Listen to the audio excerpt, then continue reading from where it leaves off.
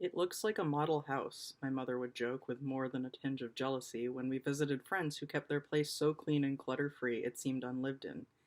It's almost eerie. I agreed with the eerie bit.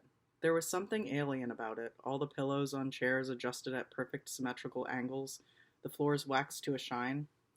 It wouldn't have been out of place to see a bowl of waxed fruit on the kitchen table. It was only a display, a house pretending to be a home. For a very long time, that was exactly what my own body felt like to me. Around the age of 16, I started feeling increasingly uncomfortable with viewing my physical form in the mirror. There was something uneasy and wrong about the curve of my hips, which I began making efforts to obscure with straight-lined, baggy clothing. My chest was a no-go zone. I got the same advice every AFAB person does when puberty starts. Check your breasts for lumps every now and then. But I couldn't do it. I couldn't put my hands on that part of me without dissociating from the experience, looking away and shivering. I had no words at the time for what I was experiencing. It was only in my 20s that I'd connect these things to the way I felt, to, to the way I felt, to the discomfort I felt when my friends would say things like, just us girls, or guys just don't get how we think. Like they were in a club in which I was a secret imposter who didn't know the secret codes and handshakes, and at any moment I'd be discovered for a fake. In my teens and early 20s, you rarely ever heard about trans people, and you never heard about genderqueer or non-binary people. In my 20s, I found the drug that helped me feel just a little more connected to my body. Like a lot of my fellow millennials, I fell hard for tattoos. I've heard the quote, the difference between people with tattoos and people without tattoos is that people with tattoos don't care if you have tattoos or not.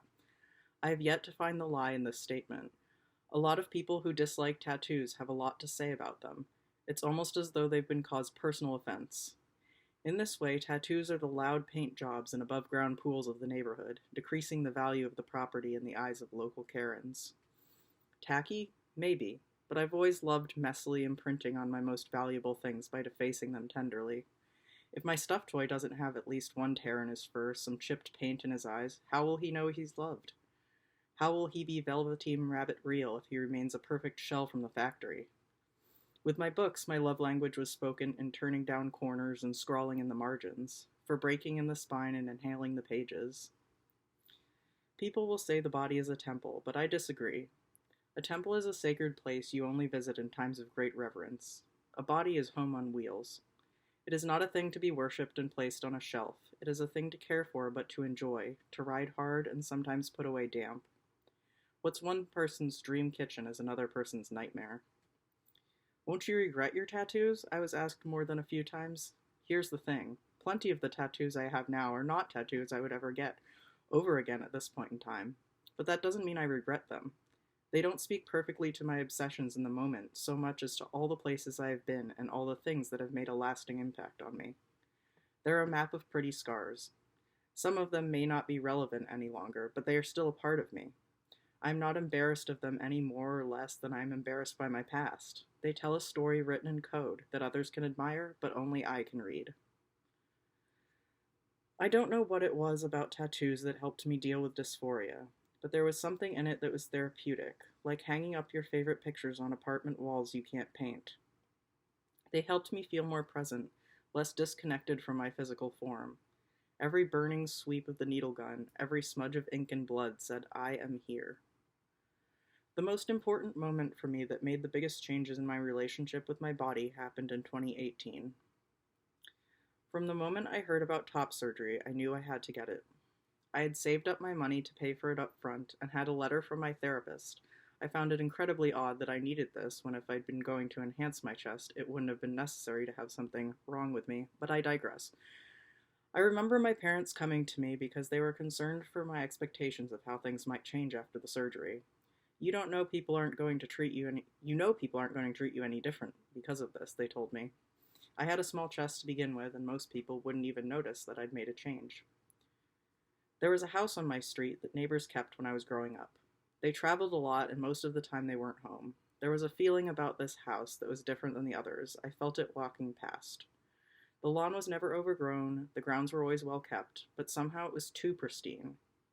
You could just tell that it wasn't lived in. Somehow I always felt this way when out in public.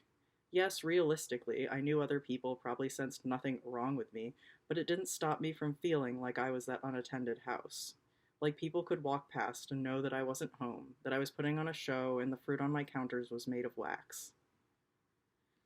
My breasts were like a useless sign that had been up when I moved in and I wanted to take down.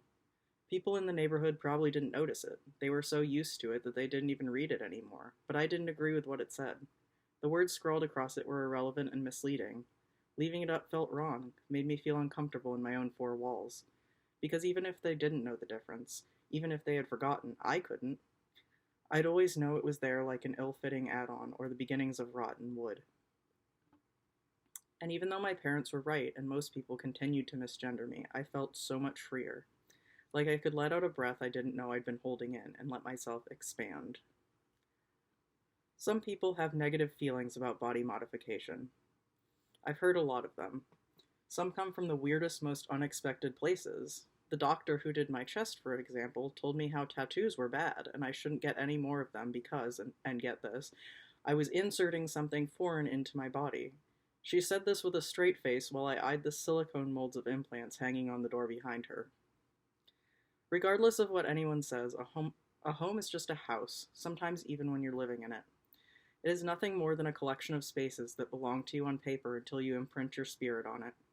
And however that looks to you is fine. You are allowed to move into your own life. You are allowed to take up space. For me, every act of modification has been an act of acceptance, of ownership instead of detachment. I'm reclaiming my body from the void it felt like it existed in. I'm decorating and remodeling as I see fit. I'm making a house a home.